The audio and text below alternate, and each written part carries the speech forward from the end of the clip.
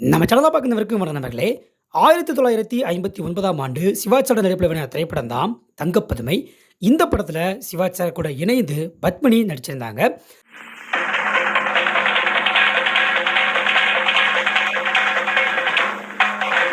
இந்த படத்துக்காக சிவாஜி சாரும் பத்மினியும் எவ்வளவு சம்பளம் வாங்கினாங்க அப்படின்ற ஃபுல் டீட்டெயில்ஸை தான் நம்ம இப்போ இந்த ஒரு வீடியோவில் பார்க்க போகிறோம். சரி வாங்க பார்க்கலாம்.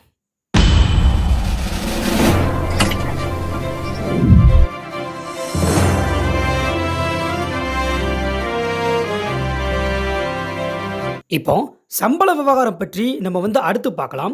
இந்த தங்கப்பதுமை படம் வெளியானதே ஒரு மிகப்பெரிய வரலாறா இருக்குது. இந்த படம் உருவானது கூட ஒரு மிகப்பெரிய வரலாறு தான். ஸோ ஃபர்ஸ்ட் நம்ம அதை பார்த்துட்டு வந்துடுவோம். அதுக்கடுத்து சம்பளம் பற்றி பார்க்கலாம்.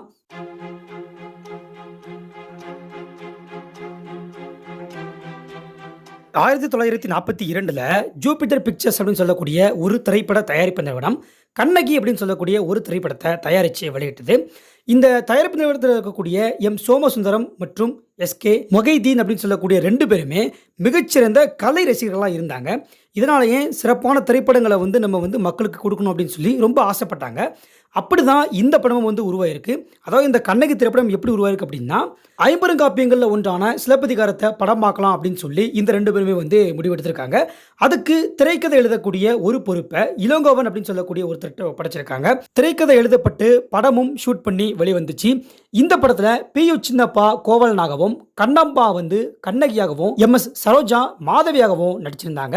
இந்த படம் கிட்டத்தட்ட 2.5 லட்சம் ரூபாய் செலவில் எடுக்கப்பட்ட நிலையில் 110 நகரங்களில் வெளியிடப்பட்டது.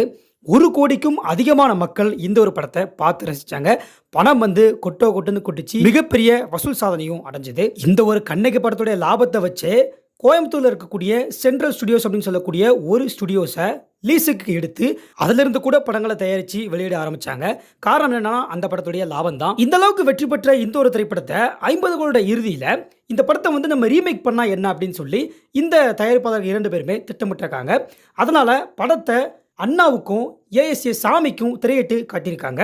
படத்தை பார்த்த அண்ணா புராண படங்களும் சரித்திர படங்களும் போயிடுச்சு. இப்போ சமூக கருத்துக்குள்ள படங்கள் தான் முதன்மையாக இருக்குது.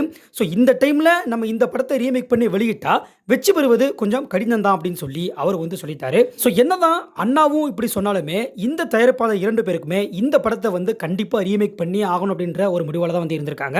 அதாவது பேசிக்காக சொல்லணும் அப்படின்னா தன்னுடைய கணவரை போராடி மீட்கக்கூடிய கண்ணகியோடைய சித்திரம் அவங்கள விட்டு மீளலை அப்படின்னு சொல்லி தான் சொல்லணும். ஸோ இப்படி இவங்க இந்த ஒரு படத்தை ரீமேக் பண்ணியே ஆகணும் அப்படின்னு சொல்லி முடிவெடுத்துட்டு இருக்கும்போது அந்த டைமில் ஹாலிவுட்ல தி எஜிப்தியன் அப்படின்னு சொல்லக்கூடிய ஒரு படம் பிரபலமாக போயிட்டு இருந்துச்சு. ஸோ அந்த கதையோடைய இன்ஸ்பிரேஷனில் ஆர் ராமநாதனும் ஏஎஸ்ஏ சாமியும் தங்கப்பதுமை அப்படின்னு சொல்லக்கூடிய ஒரு கதையை எழுதியிருந்தாங்க. இப்போ இந்த தங்கப்பதுமை அப்படின்னு சொல்லக்கூடிய ஒரு கதை இவங்க யோசிச்சு வச்ச அந்த ஒரு கண்ணகி கான்செப்டில் கொஞ்சம் ஒத்து போயிருந்தது. ஆனால் கதை வேற. ஸோ இதை முடிவு பண்ணி ஓகே தங்கப்பதுமை அப்படின்னு சொல்லி இந்த ஒரு திரைப்படத்தை எடுத்துடலாம் அப்படின்னு சொல்லி முடிவு பண்ணுறாங்க. திரைக்கதையை எழுத சொல்கிறாங்க. திரைக்கதை எழுதி படமும் எடுக்கப்படுது. அதாவது இந்த படத்தில் பார்த்தீங்க அப்படின்னா கோவலன் தான் பிரதிபலிக்கக்கூடிய மணிவண்ணன் அப்படின்னு சொல்லக்கூடிய அந்த ஒரு கதாபாத்திரத்தில் சிவாஜி சாரும், கண்ணகியா பிரதிபலிக்கக்கூடிய செல்வி அப்படின்னு சொல்லக்கூடிய வேடத்தில் பத்மினியும் நடிச்சிருந்தாங்க. இப்போ மாதவி அப்படின்னு சொல்லி ஒரு கதாபாத்திரம் இருக்கா. ஸோ இதுக்காக மாய மோகினி அப்படின்னு சொல்லி ஒரு கதாபாத்திரம் உருவாக்கப்படுது. இந்த ஒரு கதாபாத்திரம் எப்படிப்பட்டது அப்படின்னா ஆண்களை மயக்கக்கூடிய ஒரு வசீகர மோகினியாக இருக்கக்கூடிய ஒரு கதாபாத்திரம். ஓகேவா. இதில் நடிக்கிறதுக்காக நடிகை அஞ்சலி தேவியை அணுகியிருக்காங்க. ஆனால் அவங்க இந்த ஒரு கேரக்டரில் என்னால் நடிக்க முடியாது அப்படின்னு சொல்லி விலகிட்டாங்க. அதுக்கப்புறம் நடிகை பானுமதியிட்ட போய் சொல்லியிருக்காங்க. ஸோ அவங்களும் இந்த ஒரு கதாபாத்திரத்தை வேண்டாம் அப்படின்னு சொல்லி வெறுத்துட்டாங்க. அதுக்கப்புறம் தான் லாஸ்டா டி.ஆர். ராஜகுமாரிட்ட போய் சொல்றாங்க. அவங்க ஓகே அப்படின்னு சொல்லி ஒத்துக்கிறாங்க. இப்படித்தாங்க இறுதியா இந்த ஒரு திரைப்படம் ஷூட்டிங் பண்ணப்பட்டு வெளியிடப்பட்டுச்சு. இந்த படம் பார்த்தீங்க அப்படின்னா கிட்டத்தட்ட அன்னைக்கே 8 லட்சம் ரூபாய் மதிப்பில் உருவாக்கப்பட்டுச்சு. இந்த படத்தில் சிவாஜி சாருக்கு நிகரான கதாபாத்திரங்கள் எல்லாமே இருக்கிறதுனால சிவாஜி சாருக்கு கிட்டத்தட்ட 60,000 ரூபாய் சம்பளம் கொடுத்துருக்காங்க. அட் த சேம் டைம் அதே மாதிரி பத்மினி அவங்களுக்கும் 60,000 ரூபாய் சம்பளம் கொடுத்துருக்காங்க. பாருங்க 2 பேத்துக்குமே ஒரே மாதிரியான சம்பளம் தான் கொடுக்கப்பட்டிருக்கு.